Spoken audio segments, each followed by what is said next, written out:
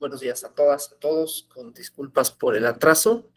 Vamos a comenzar este módulo dedicado a las filosofías positivista y hermenéutica y su relación con el derecho, ¿no?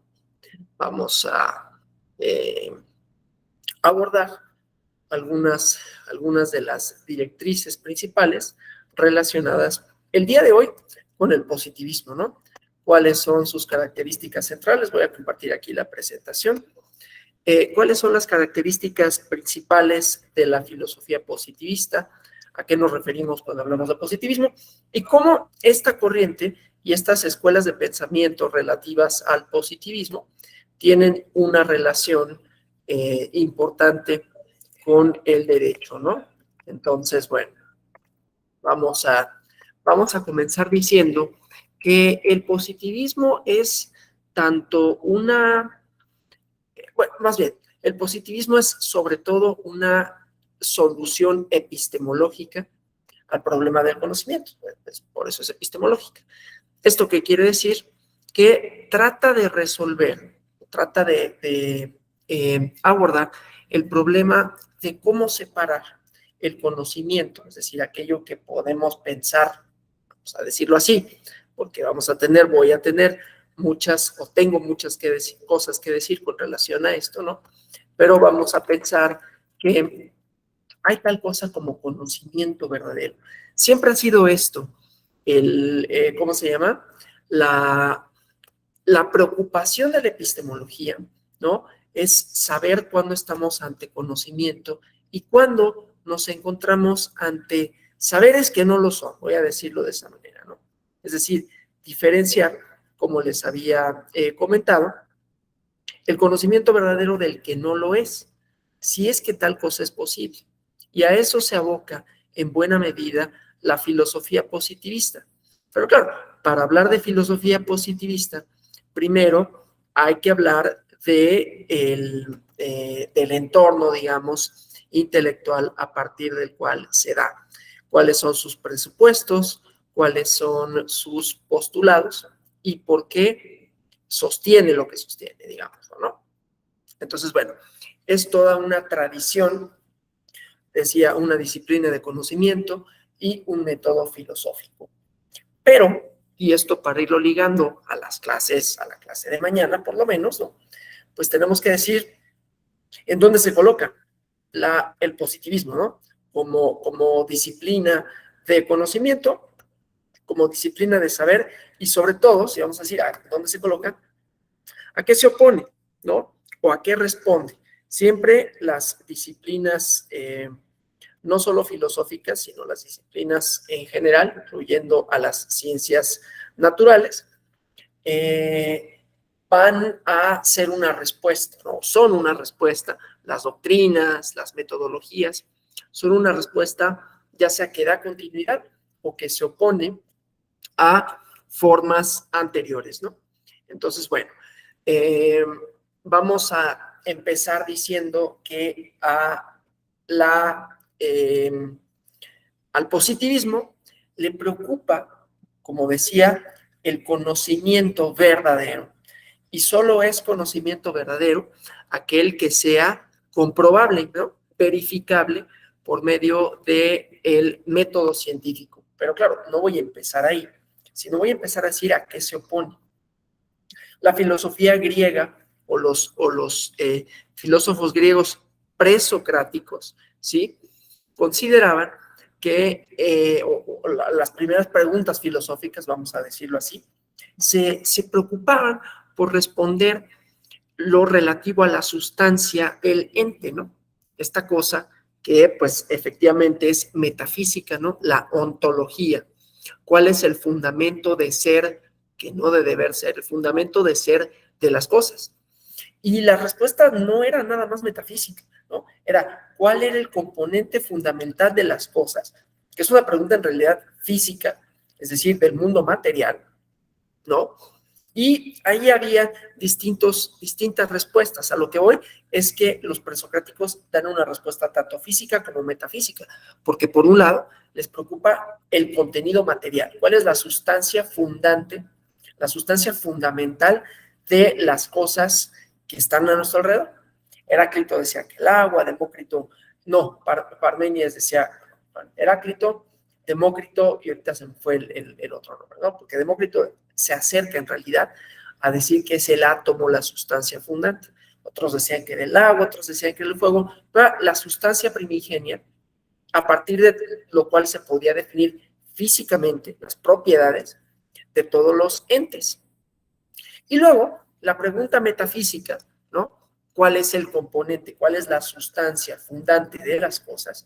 Se vuelve ya no nada más en términos físicos, ¿no? O sea, yo no nada más decir, porque decía Demócrito, da una respuesta que se parecería mucho a un modelo atómico, ¿no? Dice, hay un componente, obviamente es una intuición, ¿no?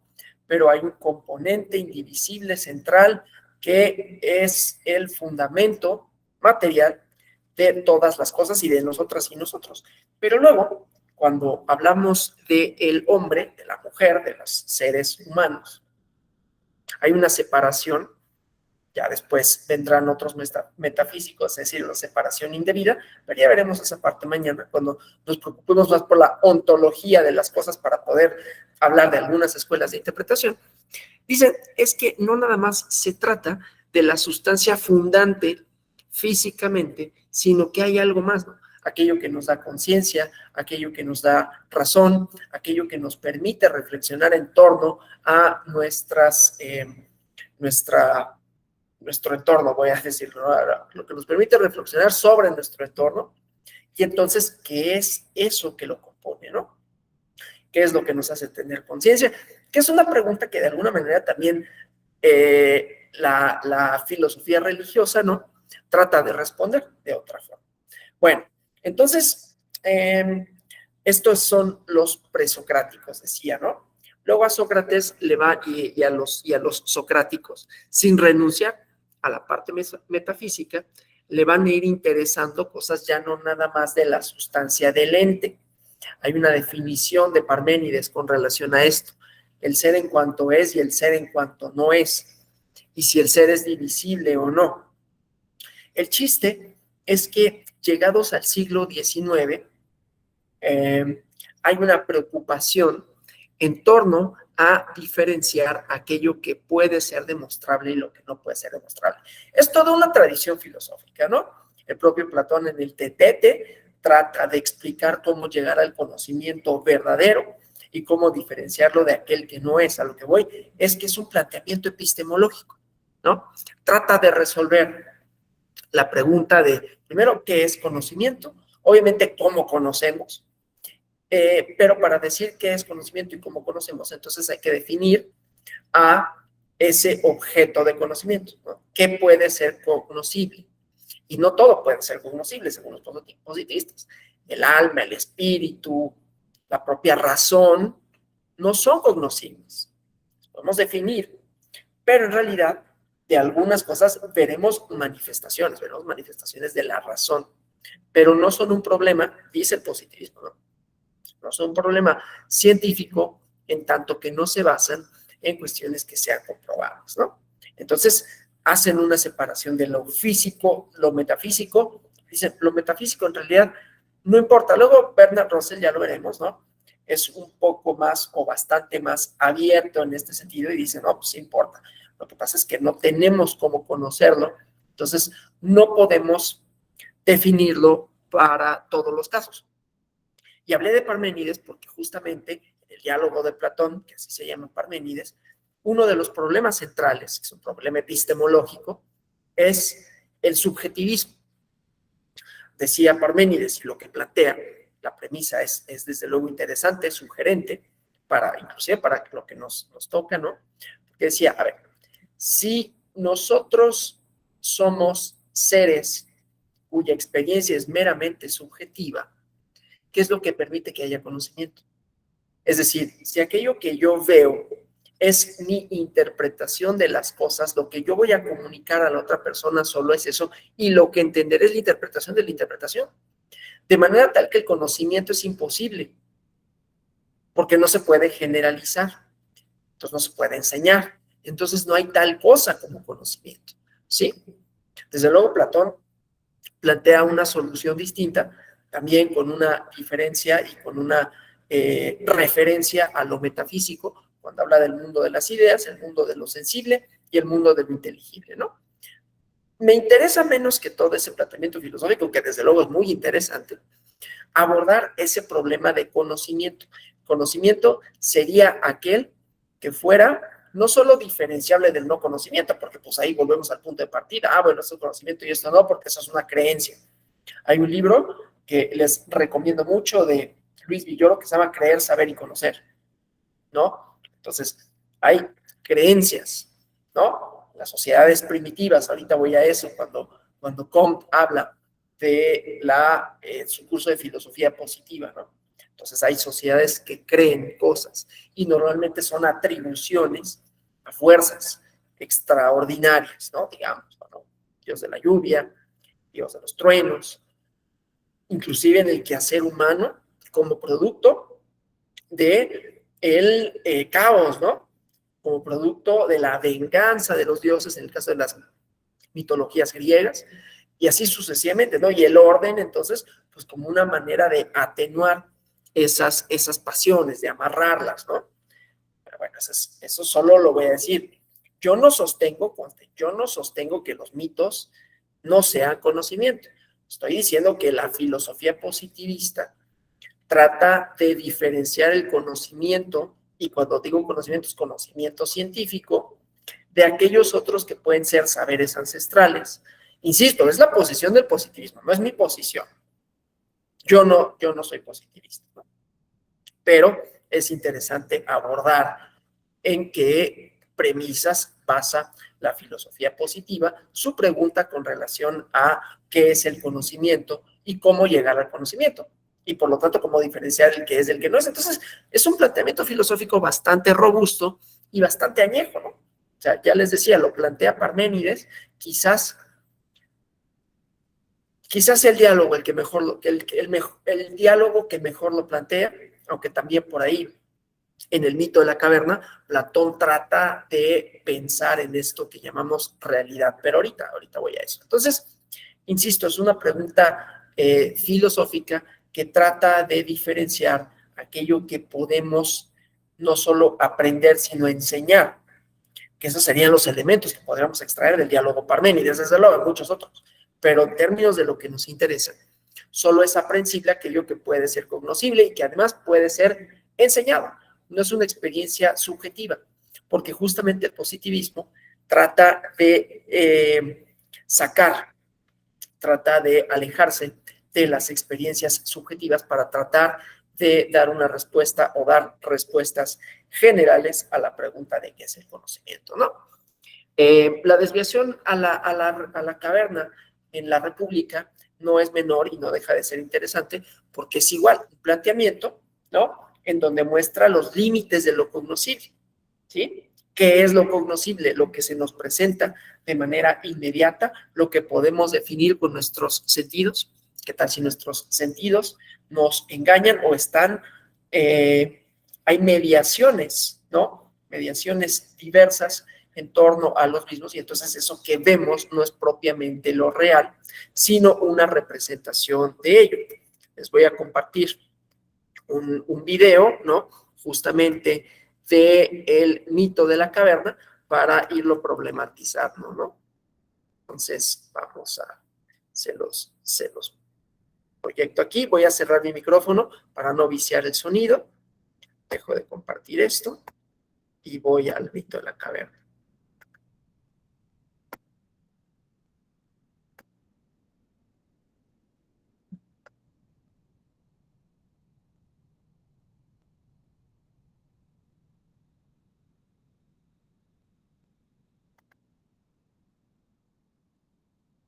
Soy Elder Ávila. Soy la hermana Palma Reyes. Soy la hermana Ábalos Latín y somos los misioneros. Venimos de todo.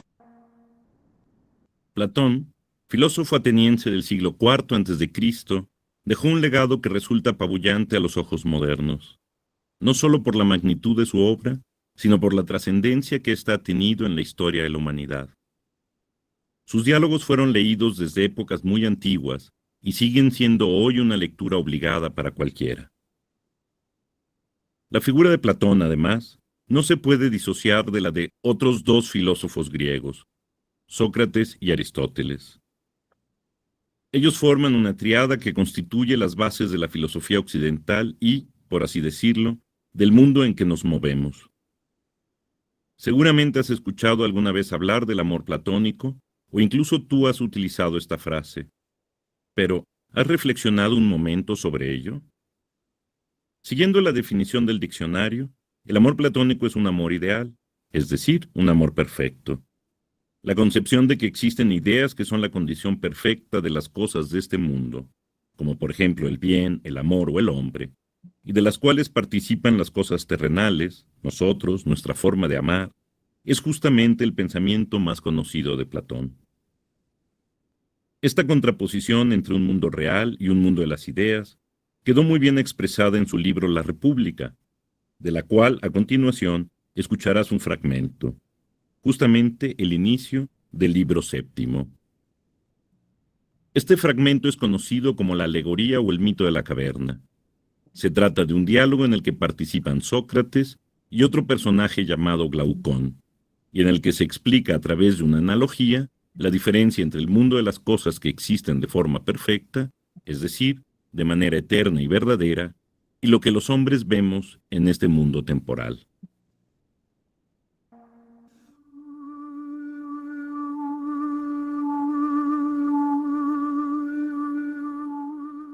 El mito de la caverna.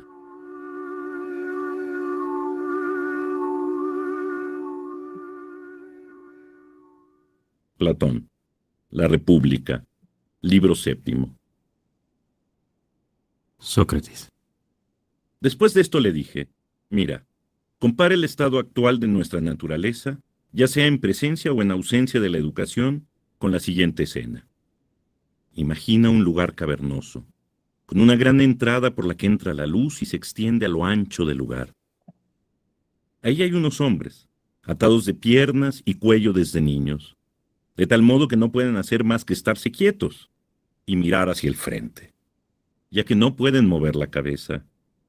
Detrás de estos hombres hay un fuego que arde lejos, y entre ese fuego y los encadenados hay un espacio con una pared, como aquella que se pone en los teatros, por donde los titiriteros hacen sus espectáculos. Glauco. Bien, ya lo veo. De acuerdo. Ahora imagina que detrás de esa pared van pasando hombres que llevan todo tipo de figuras, de hombres, de animales y de otros objetos, y esas figuras sobrepasan la altura de la pared. De estos que van caminando, algunos van callados y otros van hablando. Es muy raro lo que describes, y muy raros esos hombres encadenados. Pero si son iguales a nosotros, ¿tú crees que ellos han visto otra cosa que no sea la sombra proyectada por esas figuras a la luz del fuego? ¿Han visto algo de sí o de sus compañeros? ¿Pero cómo? Si siempre han estado amarrados y con la cabeza inmóvil. ¿Y no crees que pasa igual con los objetos transportados?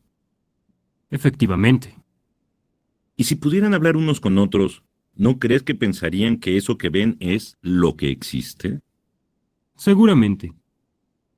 Y si resonara un eco de enfrente cada vez que alguien de los que de atrás habla, ¿no crees que pensarían que es la voz de las sombras que ven?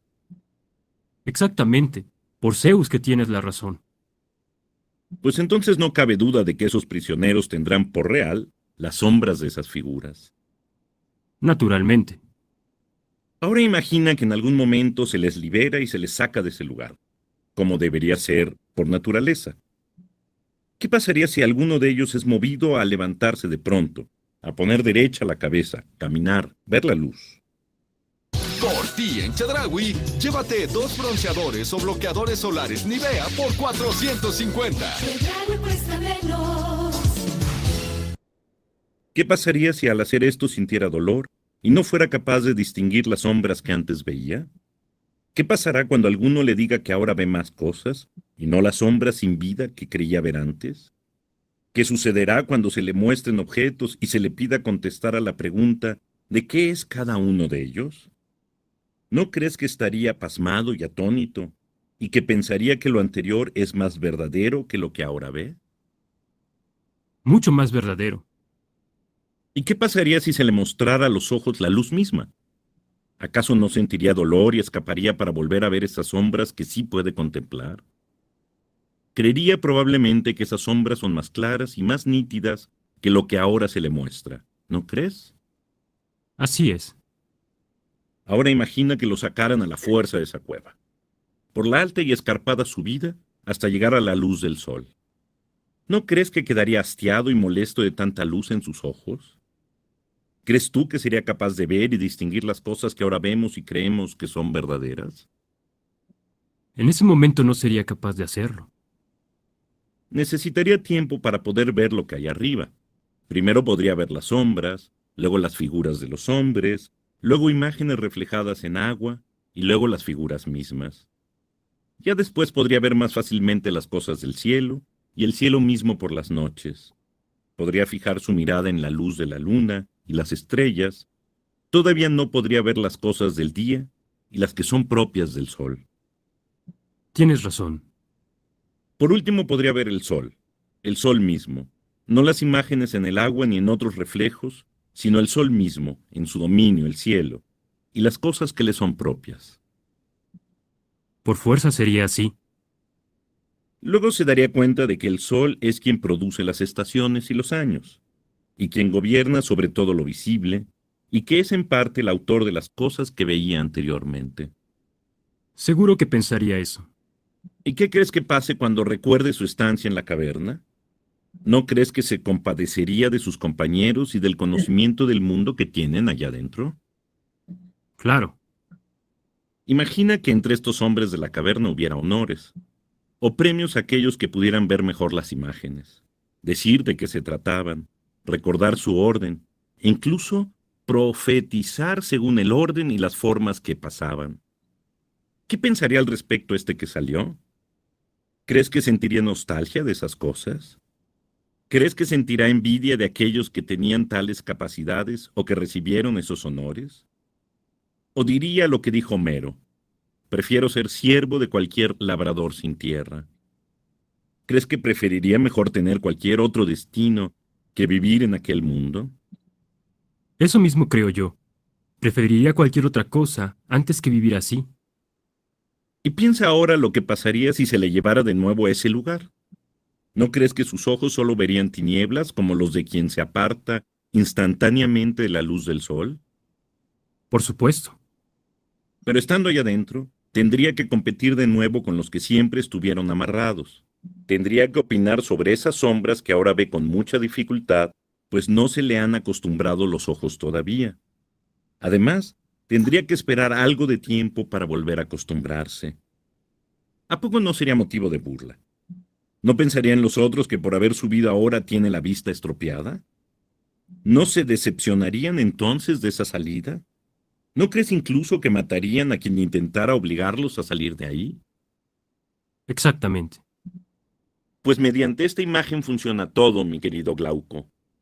Podemos comparar lo que vemos con esa prisión y esa luz del fuego con el astro rey. Esa salida de la caverna y la contemplación de las cosas del mundo es la ascensión del alma a la región inteligible. Solo la divinidad sabe si eso es cierto. Y yo puedo decir de todo esto que en el mundo inteligible lo último que percibimos, y con mucho trabajo, es la idea del bien. Pero cuando se percibe, nos damos cuenta de que es el bien quien causa lo bueno y lo bello que hay en las cosas. Que mientras en el mundo de lo que vemos ha engendrado la luz y a su fuente inagotable, en el mundo inteligible es esta idea la soberana y productora de verdad y de conocimiento, y tiene que conocerla todo aquel que quiera actuar sabiamente en su vida pública o privada.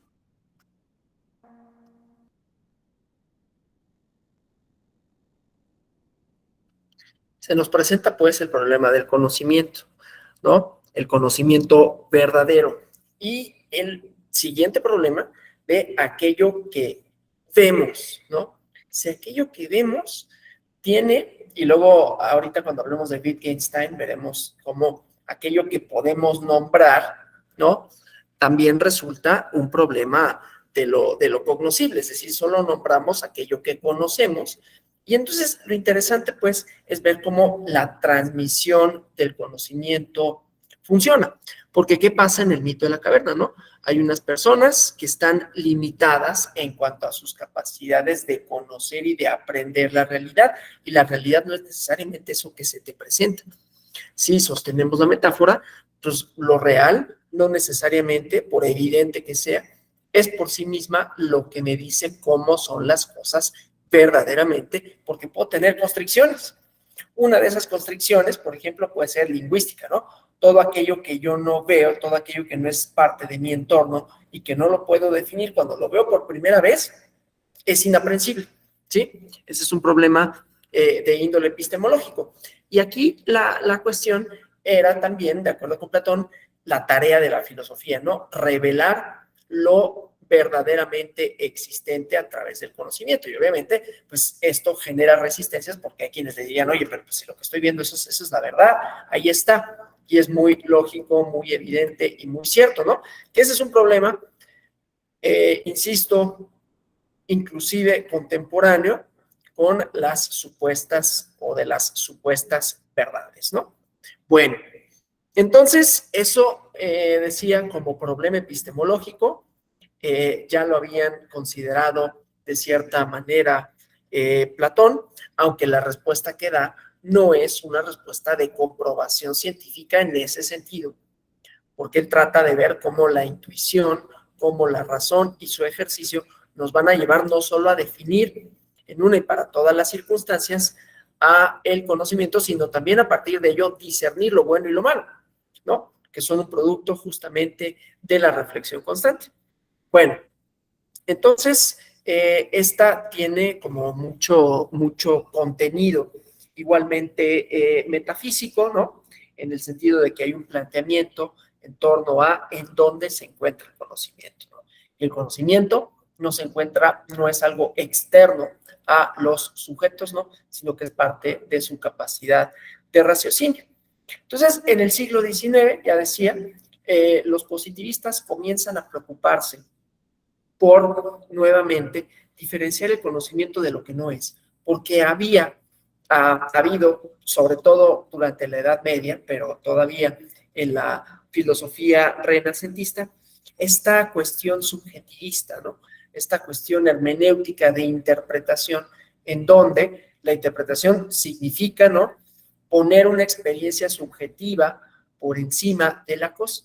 Entonces, en lo epistemológico siempre vamos a tener el problema de sujeto-objeto, ¿no? Sujeto que conoce y objeto a conocer y por lo tanto a definir, ¿no? Por eso la alegoría de la caverna sirve bastante bien, porque entonces eso que vemos, eso que definimos, no necesariamente es la verdad. Ya sea porque no contamos con las herramientas para poderlo definir, ya sea porque lo que vemos puede ser una apariencia de las cosas, ¿sí? Ustedes imaginen, por ejemplo, cuando vamos a un lugar donde se habla un idioma distinto, entonces ahí lo que vemos son representaciones que no podemos comprender, ¿sí? Si vemos son otros signos, ¿no?, que no son discernibles para nosotros, entonces por real que sea eso que está representado, para nosotros no tiene ningún significado, ¿sí? Habrá algunas cosas que se puedan intuir porque tenemos una serie de experiencias compartidas, ya lo veremos mañana cuando veamos el Dasein de Heidegger, pero el chiste es eso, ¿no? Lo que se nos presenta como problema a definir, lo podemos diferenciar, lo podemos discernir y podemos inclusive saber que eso que se nos presenta no necesariamente es lo real, ya pensado en términos más complejos, ¿no? No solo si el árbol es un árbol o si el día es el día o la noche, más allá de que sean categorías que definimos de una cierta manera arbitraria, porque pues, se les denomina de una manera para estandarizar cosas. El chiste, pues, es que a los positivistas les preocupa esa relación sujeto-objeto. Depende, y la respuesta para ellos es no, depende de quién observe el fenómeno, sea fenómeno natural o sea fenómeno social. Depende de quién observe el resultado que advierta. Y ellos tratan de hacer y de definir tanto una filosofía como una metodología para responder que no, ¿sí? Entonces, las ciencias naturales, ya tenían un desarrollo bastante importante estamos en el siglo XIX, ¿no? Para esos momentos, para tratar de, y conste que digo, tratar de diferenciar esto de sujeto-objeto. Este objeto, ¿no? En principio, no depende de que yo lo defina de una manera para que todos sepan qué es, a menos que no supiera qué fuera. Si me encuentro en otro plano de socialización, ¿no? Para no complicar demasiado filosóficamente eso, solo diré esa parte, ¿no? Inclusive los fenómenos a los que se abocaba la ciencia natural no dependían, aparentemente, no dependían del sujeto que los definía, del sujeto cognoscente, para alterar las propiedades de este, ¿no? Ya cuando llegamos al conocimiento. Entonces, llegados a este punto, pues viene este señor Augusto Comte, ¿no? Que para la ciencia social, propiamente para la sociología y por lo tanto para las ciencias sociales, resulta el pionero, ¿no? De su época, la época en la que él vive, hereda una idea, ¿no? Una creencia en el progreso necesario de la humanidad. Esto es importante referirlo porque las teorías las formulan personas, ¿no? Y esas personas están insertos en una época. O sea, hay que ser conscientes de los contextos en donde se piensan las ideas. El chiste es que en el siglo XIX está, y desde el siglo XVIII, que es la edad del iluminismo, ¿no? Kant escribe en 1700, no me acuerdo exactamente en qué año, un tratado que se llama ¿Qué es la Ilustración y Filosofía de la Historia?, ¿no? Y ahí va dando cuenta de cómo el ser humano comienza o tendría que bastarse así para responder a las preguntas en torno a su naturaleza, a su ontología, a su deontología, sin tener que acudir a otro tipo de respuestas, ¿no? Entonces hay una idea del progreso, también recordemos, ¿no? Esto se da en unas coyunturas de avance tecnológico importante, la revolución industrial, la transformación del entorno, ¿sí? La mecanización, la rutinización, la industrialización, decía, ¿no? Y con ello, el nacimiento de la modernidad, que va a implicar cambios acelerados, que no nada más son tecnológicos, no nada más en los medios de producción, sino cambios sociales, ¿no?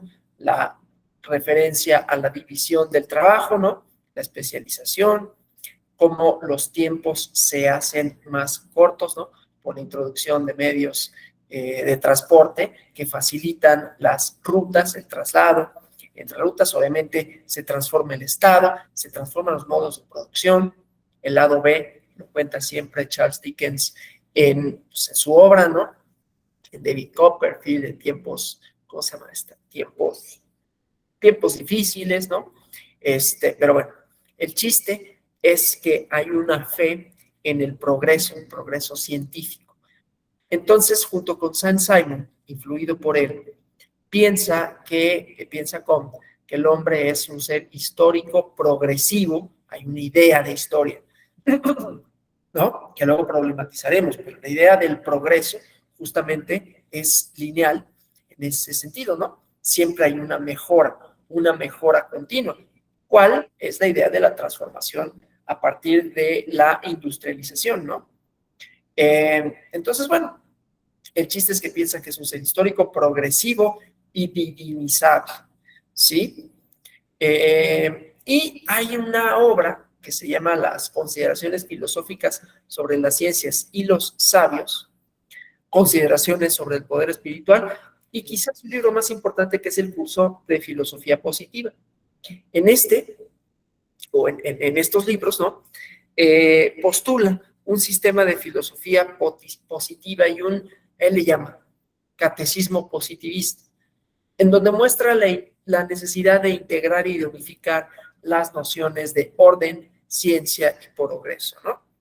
Uno de sus antecedentes más claros, que era Francis Bacon, concibe, y también lo hace ¿no? a la ciencia como una reflexión aplicada, como un arte operatorio. Entonces, la ciencia aplicada nos puede conducir a la felicidad, ¿no? Y al progreso. Decía, se basa en Comte, pero tiene diferencias. La principal diferencia entre Bacon y Comte es que para Bacon la felicidad humana es el resultado de la técnica del desarrollo material. En cambio, la felicidad humana en la filosofía de Comte viene por medio de lo que él denomina la física social. En realidad es la sociología, ¿sí? Así como las leyes naturales, con esta idea de separación entre sujeto-objeto, pueden permitirnos, o supuestamente piensan, que pueden permitirnos definir a un objeto con independencia de nuestros criterios, nuestros juicios, nuestra posición en el mundo, ¿no? Una cosa, siempre y cuando se siga el método científico, claro, ya veremos esa parte, ¿no? Pero una cosa no deja de serlo por el sujeto que lo ve, ¿sí? Insisto, problema de conocimiento, sujeto, objeto. Entonces, así como ya estaban enunciadas y ya se podían aprender, enseñar y aplicar, por ejemplo, las leyes de la mecánica de Newton, ¿no? Las leyes de Newton que conocemos.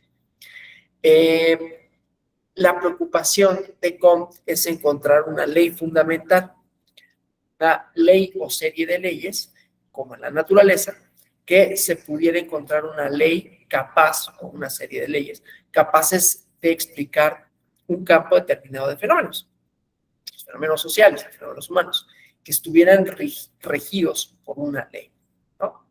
En este libro de la física social, el sistema de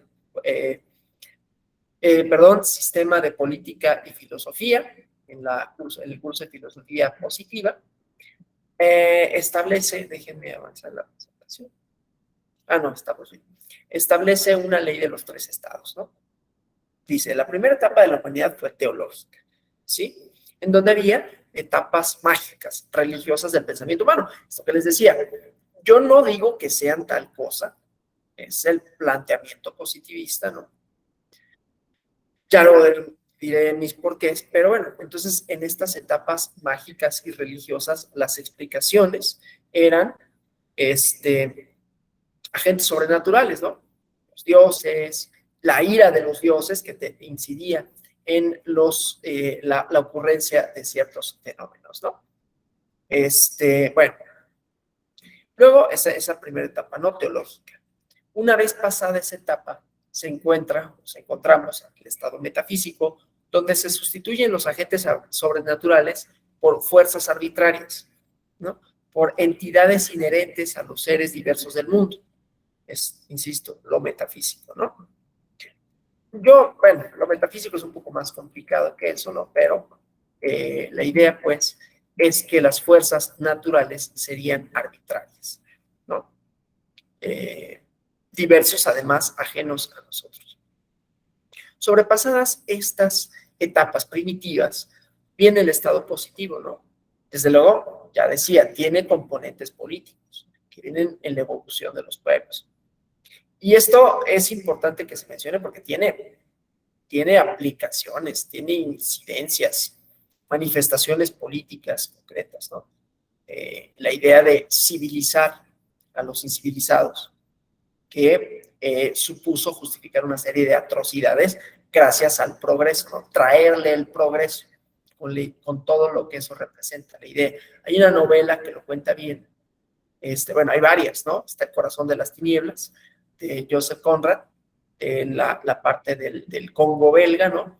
Y hay otra que más bien se sitúa en el Polo Norte, en Alaska, y se llama El país de las sombras largas, ¿no? Una autora que habla de cómo llega el hombre blanco, ¿no? A imponer una serie de supuestos saberes en contra de otros saberes ancestrales. Eso sí me interesa decirlo, ¿no? Porque el positivismo, pues, conquistó de muchas formas, no solo de la manera científica racional, conquistó de muchas maneras las disciplinas del conocimiento y a partir de ello es que se ha trazado una sola idea de posibilidad de conocimiento como tal, ¿no? Conocimiento científico. Bueno, entonces, en este sentido, pues, la era positiva que define Comte, en donde dominan las ciencias, la experiencia y la visión racional del mundo.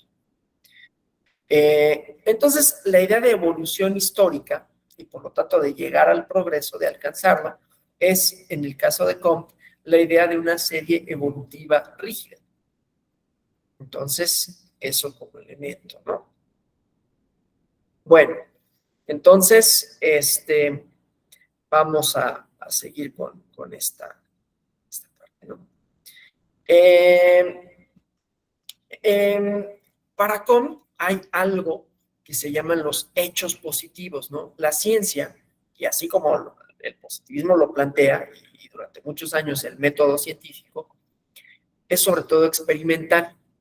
Parte de hechos particulares, por sucesos, ¿no? Parte de manera inductiva, de lo particular a lo general, pero busca justamente leyes generales, leyes físicas, químicas o biológicas, que se puedan establecer a partir de los hechos particulares. Entonces funcionan las dos vías, ¿no? Un fenómeno pequeño lo explicamos a través de las grandes teorías, que a su vez son las que lo validan, ¿no? Para que existan leyes generales, hechos generales o estadísticos, es necesario que sean verificables, ¿sí? Lo cual, como característica de un hecho positivo, como los define Comte, es su verificabilidad en la experiencia.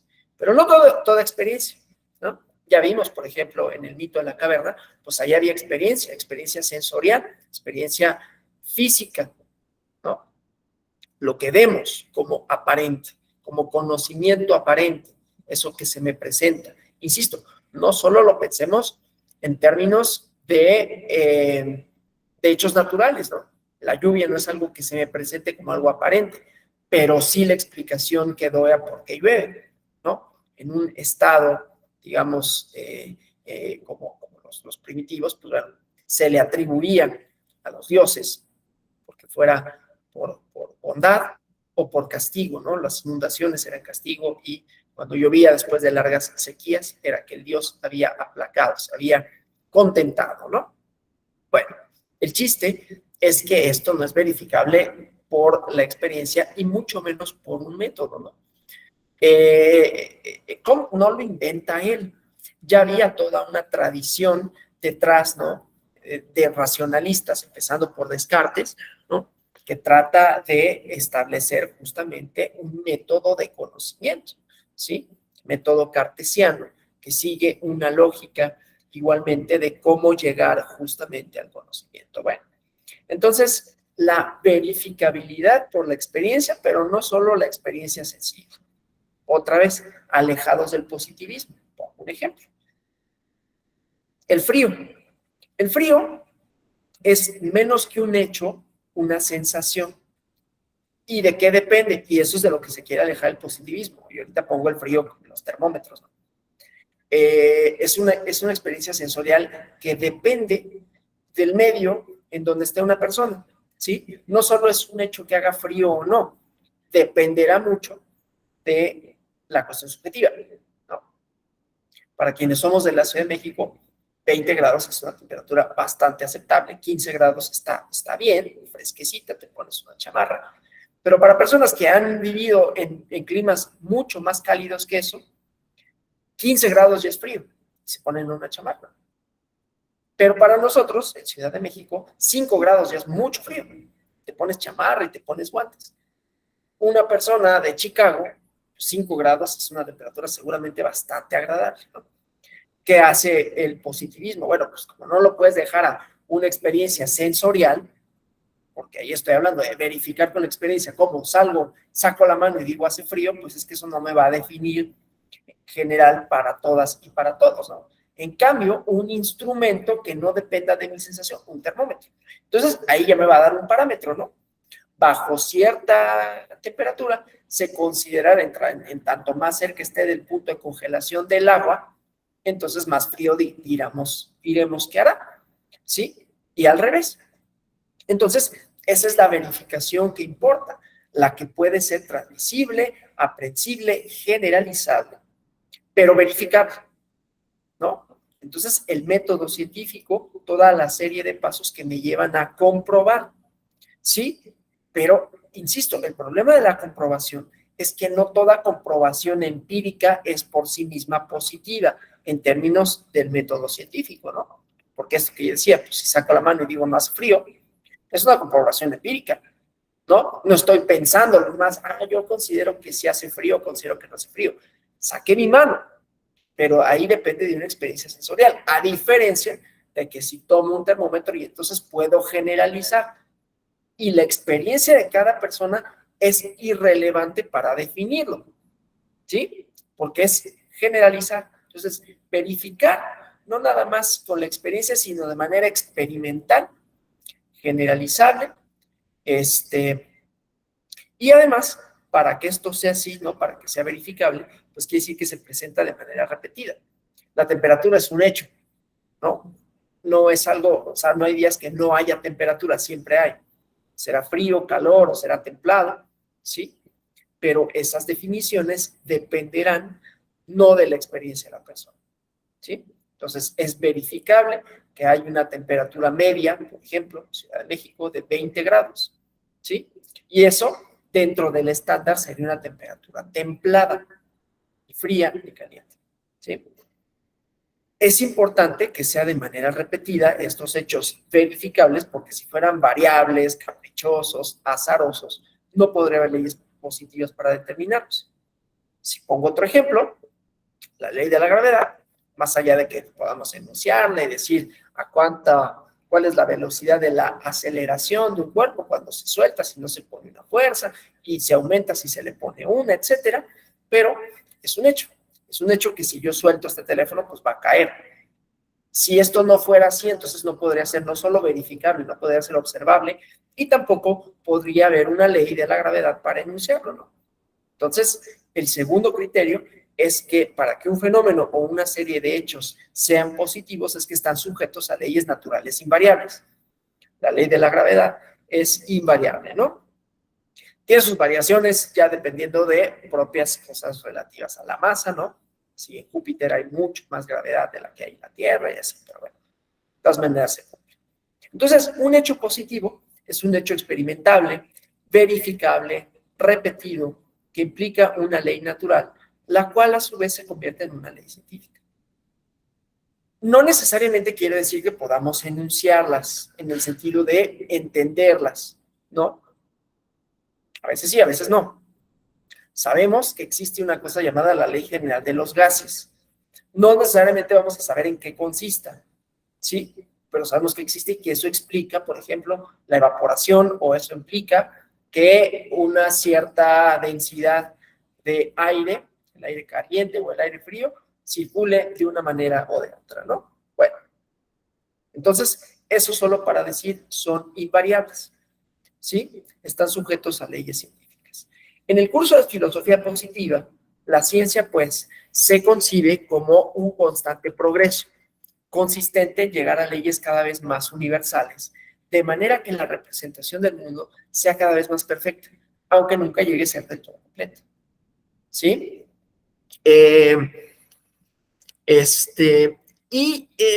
Hay un desarrollo, digamos, necesario y al mismo tiempo vinculado con la cuestión matemática, ¿no? Vamos a esta siguiente lámina, porque igualmente en el siglo XIX, pues viene un desarrollo matemático no menor, ¿no? Aquí déjenme, si no los veo.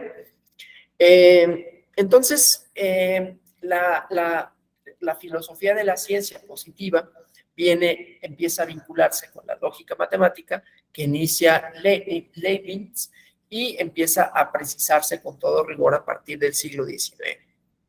Llega Bernard Russell en el siglo XX para establecer una base suficiente para la verdad de las matemáticas y llegar a probar, o por lo menos entender, dice él, que es en realidad una pregunta metafísica, el sentido de la palabra Dios, ¿no?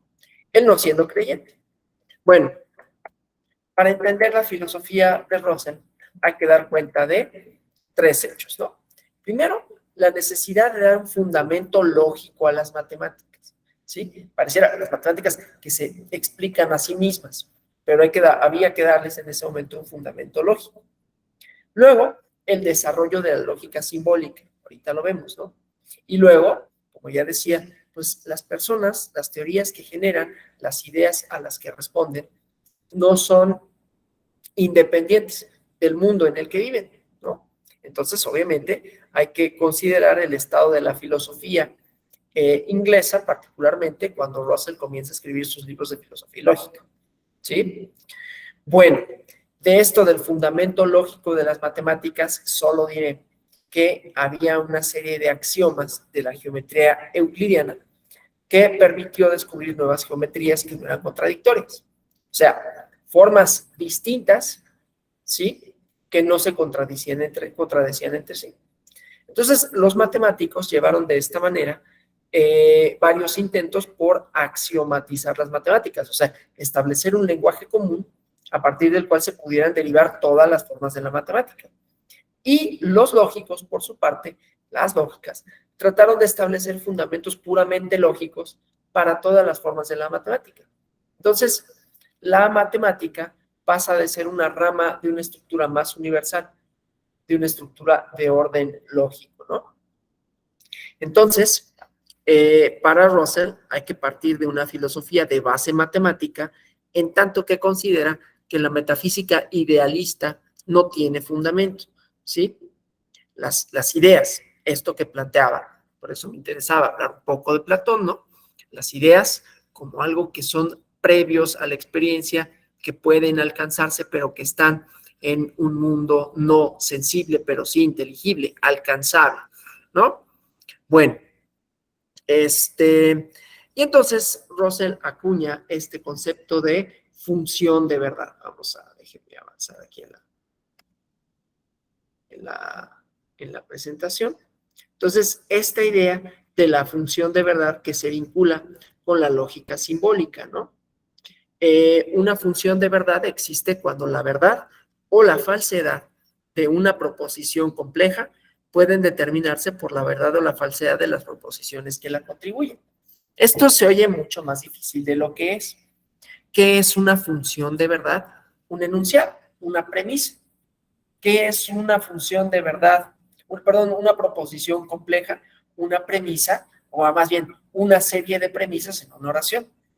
Una oración, una propuesta, puede contener varias premisas, ¿sí? Pensemos, por ejemplo, en la ley, hablando de la relación con el derecho, ¿no? Una ley puede contener varias premisas en sí misma, ¿no? Un solo enunciado normativo, ¿sí? No solo definir varias conductas, sino tener varios supuestos, ¿no? Entonces, una función de verdad, la falsedad de esta proposición, dependerá porque las proposiciones que la componen sean igualmente verdaderas o falsas. O sea, descomponer los enunciados, descomponer las proposiciones en premisas, ¿no? Identificar cada una de ellas y verificar su lógica, ¿sí? Su lógica. Entonces, vamos a pensar, como ve aquí, es un problema lingüístico, por cierto, ¿no? Problema de lógico-lingüístico, de cómo representar ciertas ideas y cómo verificarlas por medios lógicos matemáticos, ¿sí? Ya no solo la experimentación empírica de hechos concretos, ¿no? De tomar una cosa y ver ese fenómeno, sino en un nivel de abstracción que no obstante cumpla esas reglas, ¿no? Esas reglas lógicas que me lleven a determinar soluciones como las matemáticas solucionan problemas numéricos, no nada más, pero problemas, vamos a decir, esencialmente numéricos, ¿no? Que los números pues, son una representación de otra cosa, ¿no? Insisto, ya sé que no son solo numéricos, no son solo problemas aritméticos, también hay problemas algebraicos, problemas que trascienden, pero solo para simplificar las cosas, ¿no? Es lo que hacemos en matemáticas, para quienes saben, ¿no? Lo que hacen, yo no hago matemáticas, ¿no? Cuando hay signos, ¿no? Que dicen cuál es el orden que debe de tener una operación para llegar a un resultado. O sea, primero la multiplicación y luego la suma, por ejemplo, ¿no? Una operación relativamente sencilla, ¿sí? Cuando tienes funciones y en una función te dicen resuelve esto, ¿no? Y tienes un paréntesis que marca una multiplicación y luego le tienes que hacer una suma, ¿no? Entonces, bueno, el chiste, pues, es que descomponemos justamente los enunciados de una manera semejante. Entonces, P sería una proposición y Q otra proposición. La frase P y Q, ¿no? que simbólicamente se establece así, P.Q. Será verdad solamente si P es verdad y Q es verdad, ¿sí? Russell pensó que todo lenguaje es función de verdad y que es posible encontrar una gramática lógica suficientemente clara, de tal manera que todo lo que pueda decirse sobre el mundo sea reductible a funciones de verdad más o menos complejas, ¿sí? Ahora, es importante decir que él no renuncia a la metafísica tradicional. No cree que se pueda probar nada acerca de la inexistencia de Dios, del alma, del universo como sustancia. No renuncia a la metafísica en tanto piensa que existe y debe de existir una concepción del mundo, ¿sí? Bueno, entonces, nada más eso para hablar de estas partes, ¿no? Vamos a este otro lógico, ¿no? Wittgenstein, ¿no? Que también se encargó de una parte lingüística importante, ¿no? Que mantuvo una relación estrecha con Bernard Russell y cuyo pensamiento podemos dividir en dos periodos, el que culmina con el Tractatus Lógico-Filosófico, en donde se resumen algunas de sus proposiciones positivas, y en las investigaciones filosóficas, ¿no? El Tractatus es una obra de lógica, ¿no? La teoría de Wittgenstein es una teoría del significado. Las proposiciones complejas pueden reducirse a proposiciones simples, ¿sí? El significado de una proposición es la situación que describe o representa. Entonces, para Wittgenstein, el lenguaje contiene la totalidad de las proposiciones. En su conjunto, piensa que la lógica y la matemática, ambas tautológicas, fundan pero carecen de significado. Las únicas ciencias con significado son las ciencias de la naturaleza. De tal manera que, de acuerdo con Wittgenstein, ¿no?, el papel de la filosofía es, por una parte, negativo, descubrir las falacias lingüísticas y filosóficas, y por otro lado, positivo, en cuanto a que funciona entonces la filosofía como árbitro de las ciencias, como manera de clarificar el pensamiento, ¿no? Esa con la proposición Wittgensteiniana. Bueno, entonces todo esto vamos a relacionarlo pues con los fenómenos o con el derecho, ¿no? Hasta aquí nomás lo que sí quiero detenerme para preguntar si tienen alguna duda o algún comentario respecto a esto, que desde luego es algo muy rápido para tratar de explicar cuáles son algunas de las proposiciones del método filosófico positivo o el positivismo científico. Tiene varias corrientes, ¿no? Tiene varios proponentes, ¿sí? Pero bueno, entonces me interesaba sobre todo plantear las primeras ideas, ¿no? Con relación a esto. Entonces, bueno, si no hay preguntas en ese sentido, voy a hablar un poco del positivismo jurídico, ¿sí? Que no deja de ser sugerente, que no deja de ser interesante, y desde luego implica a una serie de autores, pero que tiene sus proposiciones, obviamente, con relación al derecho, con relación a qué es el derecho, cómo se puede conocer el derecho, y el mismo componente, ¿no? La idea, pues, de la distancia entre sujeto que conoce, ¿sí? Y objeto a conocer, ¿sí? Entonces, bueno, decía, pues, Hans Kelsen, como uno de los teóricos más importantes, no solo teóricos, ¿no?, pero del positivismo jurídico, pues no es alguien que esté ajeno a esta idea de la metodología, del conocimiento, ¿no? Y el problema para el derecho, con relación a esto, ¿no?, con relación a lo subjetivo y a lo objetivo, pues viene dado justamente en la interpretación jurídica, ¿no? Y son varios, pues, los autores, las autoras que se han referido a esto, ¿sí? Darle una posibilidad de interpretación. Entonces, pensemos, por ejemplo, en la lógica simbólica, en las proposiciones, ¿sí?, generales, para tratar de discernir los significados de la norma jurídica, por ejemplo, ¿no? Entonces, bueno, podemos decir en términos generales que el positivismo jurídico tiene dos vertientes, ¿no? Tiene dos formas de definirlo, ¿no? Una manera, como vemos aquí en la lámina, que implica un método de investigación igualmente riguroso y verificable, que no apele a dogmas o a apelaciones sobrenaturales. El otro concepto, el otro sentido, es que el derecho resulta la ley, lo más importante, sobre las restantes fuentes del derecho, el ordenamiento jurídico como un todo pleno y coherente, ¿sí? Esto quiere decir, en términos lógicos, ¿no?, que lo jurídico se explica por lo jurídico, ¿sí? Esto ya veremos que, pues, en términos filosóficos también tiene sus consecuencias, ¿no? No solo con relación a qué es el derecho, así como decir qué es el conocimiento, qué lo compone, qué lo forma y a partir de él cómo lo podemos estudiar. Tiene consecuencias porque lo jurídico pensado, no solo desde el positivismo, ¿no?, sino desde lo jurídico, o sea, es decir, el derecho explicado por el derecho mismo, una cuestión así media endogámica, ¿no? Entonces, cuando estudiamos en el derecho cuál es el surgimiento de la norma, es desde el derecho mismo, ¿no? No desde otras fuentes.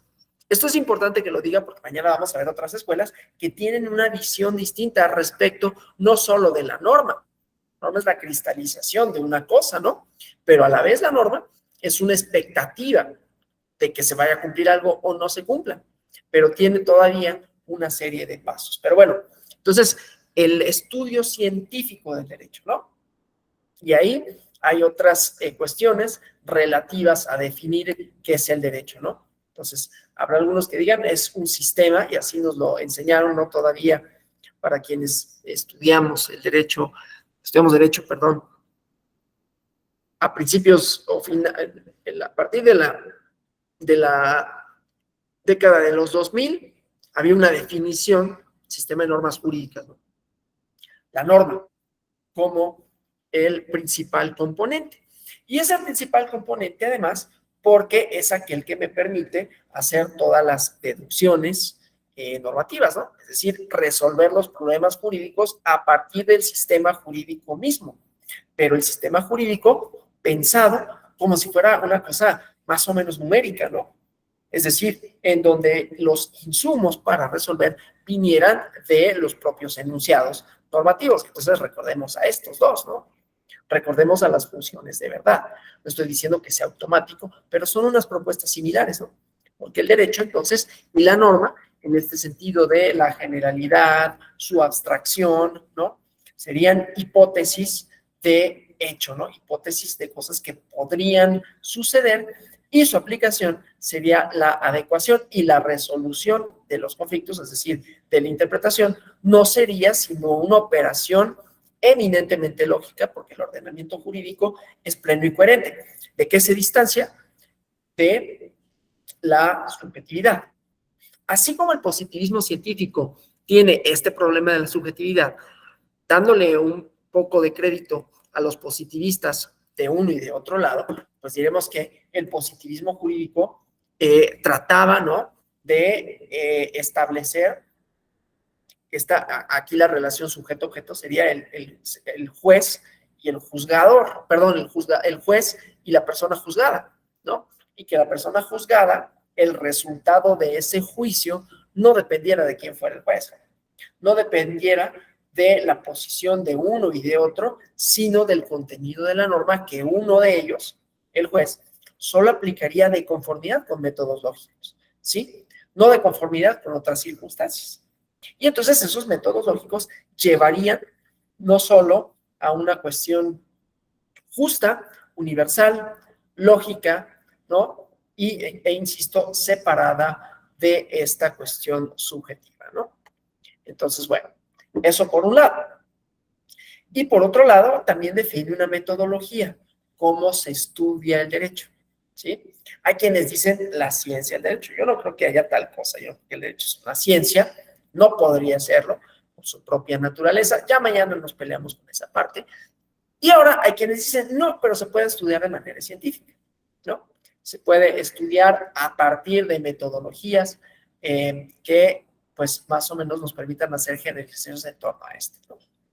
Entonces, bueno, eso por un lado, o sea, la parte metodológica, es decir, cómo llegamos a ese conocimiento, ¿sí? Pero hay que diferenciar. No es lo mismo llegar a un resultado jurídico, hacer un ejercicio de interpretación a partir de medios lógicos y cómo estudiamos el derecho. Son dos campos separados, ¿no? Resolver un problema jurídico es algo propio de la aplicación y de la interpretación, ya veremos, del derecho. Estudiar el derecho, ¿no? Implicaría otras cosas. Estudiarlo en sus premisas, en su orden lógico y entonces, ¿sí? Estar en capacidad de decir que es un sistema con este tipo de características, ¿no?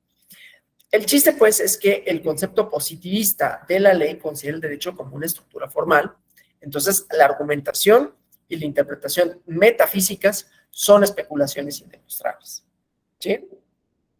Y esta parte de cuál es la finalidad del derecho, pues considerar el derecho como es, no desde la perspectiva del deber ser. Abjuran de todo contenido moral, ¿no? De contenido histórico, supuestamente. Si lo pensamos en estos términos, ¿no? Estas proposiciones no dependen del lugar en donde se enuncien, no dependen de quién las enuncie ni de cómo las enuncie para que sean ciertas. Esa es una cosa que hasta Aristóteles, ¿no? Para poder clasificar todos los pájaros, no estoy diciendo, todos los pájaros tienen alas, esa cosa tiene alas, por lo tanto es un pájaro. Es una deducción a partir de una generalización, ¿sí? Y entonces ahí podremos determinarlo o no. Luego vienen las escuelas neopositivistas, ¿no? Que dicen, bueno, la teoría de Karl Popper, ¿no? De la falsación, que dicen estas cosas de demostrabilidad siempre y cuando no haya algo que pueda, es decir, vamos a plantear la falsedad de la premisa hasta que no sea posible falsearla más. Método inverso, ¿no? No parto de que sea verdadero, sino de que es falso, y entonces voy a tratar por todos los medios de demostrar su falsedad. Si ya no puedo llegar a determinar su falsedad, es porque es verdadero, ¿no? Pero bueno, el chiste es que son proposiciones, pues, en este sentido. Aquí no nos preocupamos por la verdad jurídica en términos de que si el resultado es justo o no, sino si está debidamente construido desde su perspectiva lógica, ¿sí?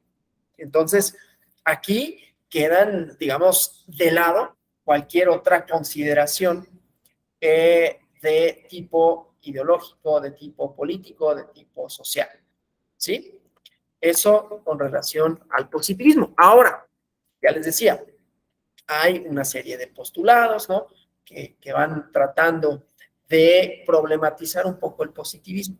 ¿Qué pasó con el positivismo? Tanto científico, no digo que no exista porque sigue habiendo y es en realidad la teoría dominante, no solo en el derecho, sino también en la ciencia social, ¿no? Esta idea de lo demostrable, ¿no? Que por ejemplo en ciencias sociales se observa mucho con la matematización de los estudios, ¿no? Utilizan métodos estadísticos, pues más o menos complejos, ¿no?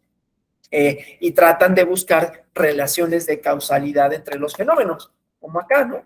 P y Q, ¿sí? No es tan automático así, pero bueno, de lo que trata el positivismo contemporáneo en las ciencias sociales, pues es de buscar la relación entre variables. Un determinado fenómeno ocurre o es más probable que ocurre cuando concurren este tipo de variables, ¿no? Variables dependientes e independientes en ejes más o menos cartesianos de X y Y, ¿no? En donde pues veremos qué tanto en función a que se mueva una unidad uno, se mueve el otro, ¿no? O sea, cada vez que aumento en una unidad la edad, qué tanto es más probable que haya una mayor probabilidad de que haya, no sé, diabetes, ¿no? Por ejemplo. Entonces, relaciones entre fenómenos es lo que me interesa, ¿no? En términos de la filosofía positiva y de los estudios positivos. No nada más es ese, desde luego, no. Estoy nada más poniendo un ejemplo pero que en la academia son todavía, digamos, vigentes, ¿no? Y que rechazan mucho esta parte tanto de la interpretación, la parte hermenéutica, la parte metafísica, que veremos mañana cuál es su valía, que no es poca. El chiste es que buscan relaciones entre fenómenos, ¿no? Tratar de explicar un fenómeno a partir de una serie de otros fenómenos subordinados, variables dependientes, ¿no? La democracia depende de, y ahí hay una serie de variables que pueden hacer que haya una mayor confianza o no en la democracia, por ejemplo, ¿no? Muchos estudios de ese sentido. Y entonces, llevado al derecho, decíamos, pues nos deja esta metodología, ¿no? En donde también no tenemos una relación necesariamente entre variables, porque las variables, pues son eso, ¿no? Son cosas que no podemos determinar, podemos conocer de antemano cuáles pueden ser las variables que incidan, pero no sabemos qué tanto van a incidir en el fenómeno, ¿no? O sea, podemos pensar que, por ejemplo, no sé, la economía incide en la confianza en la democracia o en el apoyo a la democracia. No sabemos qué tanto. Es más, ni siquiera sabemos necesariamente si eso es cierto o no. Hay que verificarlo. En el derecho, como lo que tenemos son proposiciones abstractas, enunciativas, no hay una forma de verificar la veracidad de las proposiciones, salvo, y esa es la tarea, digamos, que metodológicamente trata de resolver el positivismo jurídico, salvo por la interpretación que sí permite el positivismo jurídico, que es verificar la existencia de antinomias, ¿no? Cuando haya algo que no concuerda porque me lleva a resultados inexactos. Es, ¿sí?, la falsedad de proposiciones, pero nada más, ¿no? No es una aplicación meramente mecánica porque hay lógica de por medio, ¿sí? Hay una formulación, ¿sí? Pero esta formulación será válida para todo tiempo y para todo espacio, ¿no? O sea, en todo momento y en todo lugar, que esa es la propuesta del positivismo. Bueno,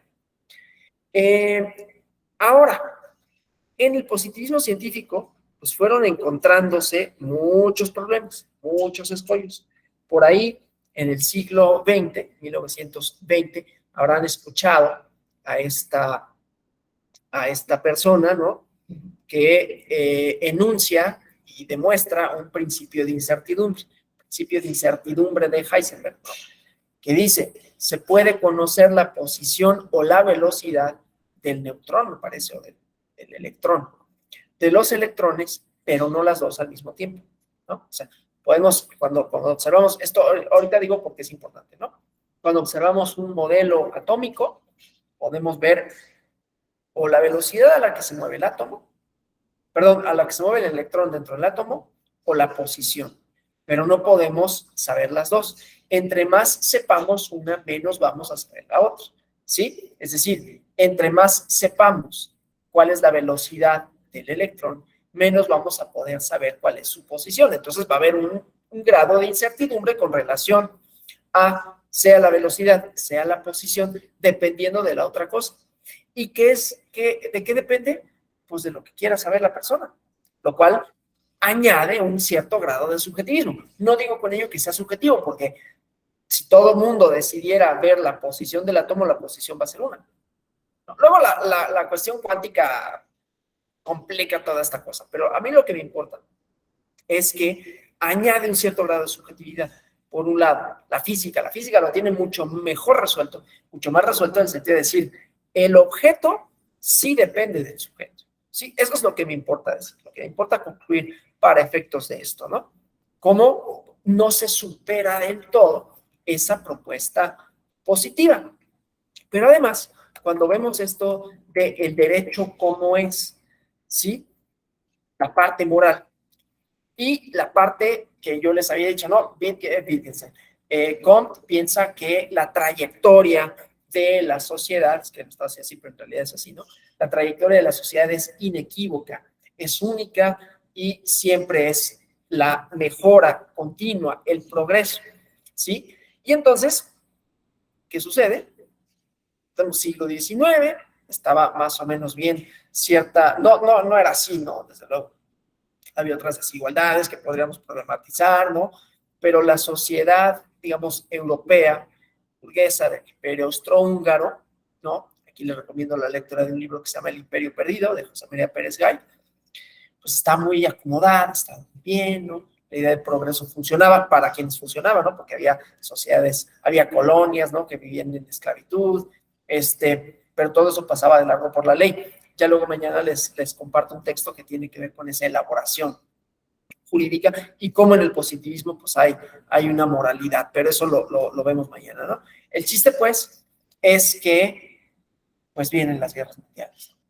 Viene la primera y viene la segunda y entonces se destruye de alguna manera esa confianza en el progreso, ¿no? Y luego vendrán los postestructuralistas pues, a reformular esta parte y a inclusive a criticar esta idea ultracientífica, ¿no? Lo había intuido de mucho mejor manera Nietzsche, ¿no? Cuando hablaba del nihilismo y esto, pero bueno, el chiste es que el positivismo pues mostró muchos de sus límites. Para lo que nos interesa en el derecho, pues ya terminada la Segunda Guerra Mundial, pues vienen constituciones, ¿no? Que se reforman, constituciones democráticas que añaden un contenido moral. Sigue siendo una discusión vigente, ¿no? Si la norma debería tener o no un contenido moral y cuál, y si esto es relativo o no, y qué hacemos con el relativismo, pero de eso nos ocupamos mañana, ¿no? Hasta aquí, no sé si haya preguntas o comentarios por parte suya. Déjenme ver acá, verles a todas y todos de este lado. ¿Preguntas, comentarios? Sí, Luis Octavio Aguirre.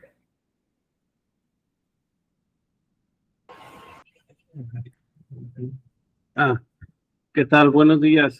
No nada más en relación a lo de el derecho como matemáticas, que se trata de descomponer las proposiciones, descomponer los enunciados en las proposiciones, de proposiciones complejas a proposiciones, ¿cuál es el término? Simples, ok, está bien. Sí. Y nada más, sí. Ok, ajá. La idea es que toda proposición compleja está compuesta de otras proposiciones simples.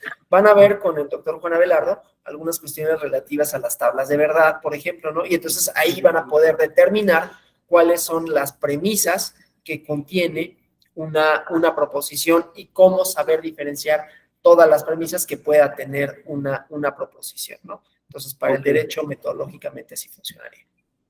Ok, muchas gracias. Y nada más un comentario en relación a eso de la caverna de Platón. Usted también lo mencionó que es algo que se pudiera, digamos, aplicar o que tiene, pues sí, cierta similitud, porque, por ejemplo, el manejo que hace el gobierno de la información, o los gobiernos, te presentan cierta información o ciertos eufemismos, y no se sabe realmente, no sé si me estoy dando a entender. Por ejemplo, la realidad que nos presenta el gobierno puede ser muy diferente a la realidad que vive cada persona, pues sí, en su entorno, en su realidad. Por ejemplo, hay gobiernos que a lo mejor no realizan muchas cosas, no hacen muchas obras, pero lo comunican de cierta forma que la percepción de la gente es, no, el gobierno está trabajando bien. O, por ejemplo, pues sí, no sé si me estoy dando a entender, utilizan ciertos eufemismos, por ejemplo, es que, por ejemplo, hay un video donde le dan dinero a cierta persona. No, es que eso no es corrupción, no son aportaciones. Es un eufemismo que tratan de mostrar una realidad, digamos, manejada o utilizada de cierta forma, utilizan el lenguaje para convencer a la gente de una realidad diferente o para que la gente tenga una cierta percepción a lo que realmente vive en su entorno. Bueno, muchas gracias. Sí, nada más no pensar que solo los gobiernos lo hacen. O sea, sí okay. Puede ser, claro, pero no son los únicos que tendrán esa intención, en todo caso, ¿no? Pero sí. Sí, Okay. como siempre desconfiar de lo que se presenta como real, digamos. Ese sería en la conclusión de eso, ¿no? Desconfiar de que eso que se presenta como real y cuestionarme de por qué sería real y cómo podría ver si efectivamente se trata de una realidad, ¿no? Bueno, pues gracias por su atención, por su presencia, por sus participaciones. El día de mañana nos vemos ahora sí a las 9 en punto, para hablar de la hermenéutica y hablar de cómo ¿no? Los elementos interpretativos, ¿sí? No solo de la norma, ¿no? Sino de la realidad. Hablando nuevamente, volveré, no, obviamente no a pasar el video de Platón, pero a referirme a esta parte de cómo construimos, si es que se puede hacer tal cosa y a partir de qué construimos el conocimiento y qué es en todo caso, y cómo hay varias respuestas en torno de esto y desde luego varias escuelas que van dando distintas aproximaciones, ¿no? Lo que sí podré decir es, pues, el conocimiento, aún para positivistas como Russell, es solo una aproximación, ¿no? Solo vamos a llegar a conocer cierta parte de las cosas y nunca en su completud. Ni siquiera los positivistas más duros considerarían que podemos llegar de manera determinante y final a conocer lo absoluto de las cosas, ¿no? El conocimiento absoluto y verdadero y único. Bueno, nos vemos el día de mañana. Muchas gracias. Que tengan una feliz mañana de martes. Gracias.